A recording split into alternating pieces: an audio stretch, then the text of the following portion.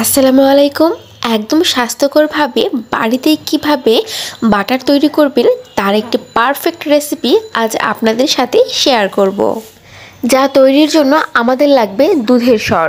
দুধের সর কালেক্ট করার জন্য এখানে আমি গরুর দুধ ভালো মতো জাল করে নিয়ে তার থেকে সর কালেক্ট করব। আর প্রতিদিন কিন্তু আমি এভাবেই একটু একটু করে সর ডিপ ফ্রিজে এমন একটি বক্সে করে জমিয়ে রাখি। দুধের সর মোটা হয়ে পড়ুক বা পাতলা হয়ে পড়ুক তাতে কোনো সমস্যা নেই, দুধের সর হলেই হবে। আর এই সর জমতে আপনার 1 মাস বা 6 মাস সময় লাগুক তাতে কোনো সমস্যা নেই।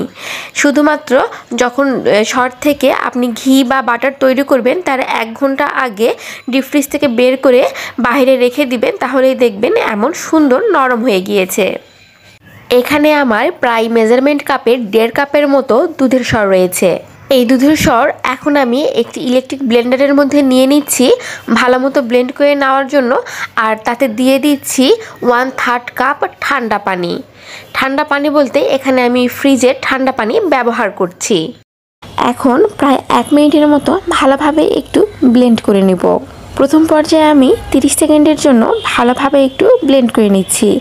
এরপরে ব্লেন্ডারের মুখ খুলে একটু নেড়েচেড়ে দিয়ে আবারও আমি 30 সেকেন্ডের জন্য ব্লেন্ড করে নেব। যখন দেখবেন দুধের সর এমন স্মুথ একদম মাখনের মতো হয়ে গেছে, ঠিক এই পর্যায়ে ব্লেন্ড করা বন্ধ করে দিতে হবে। এরপরে একটি বড় বোলে আমি নিয়ে নিচ্ছি পর্যাপ্ত পরিমাণে ফ্রিজের ঠান্ডা পানি।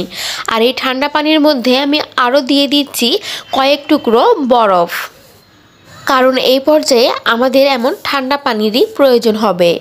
আর একটু আগে আমরা যেই দুধের সর ভালো মতো ব্লেন্ড করে নিলাম সেই সম্পূর্ণ দুধের সর আমি এই ঠান্ডা পানির মধ্যে দিয়ে দিচ্ছি। এখন ঠিক ভিডিওটিতে দেখানো নিয়ম অনুসারে এভাবে হাত দিয়ে খুব ভালো মতো কষলে কষলে এই দুধের সর আমাদের ধুয়ে নিতে হবে। এভাবেই একটু ধৈর্য সহকারে 2 থেকে 3 মিনিটের মতো এভাবে কষলে কষলে আমাদের এই দুধের সর ভালো মতো ধুয়ে নিতে হবে। এরপরে আমি এই দুধের সর পানি ঝরিয়ে আরেকটি বোলের মধ্যে নিয়ে নিচ্ছি। আর এই বোলেও কিন্তু আমি ঠান্ডা পানি আর আইস কিউব দিয়েছি। এরপরে এখন আবারও আগের মতো করেই এই পানিতেও দুধের সর এভাবে আবারও 1 থেকে 2 মিনিটের মতো এভাবে কষলে কষলে আমাদের ধুয়ে নিতে হবে।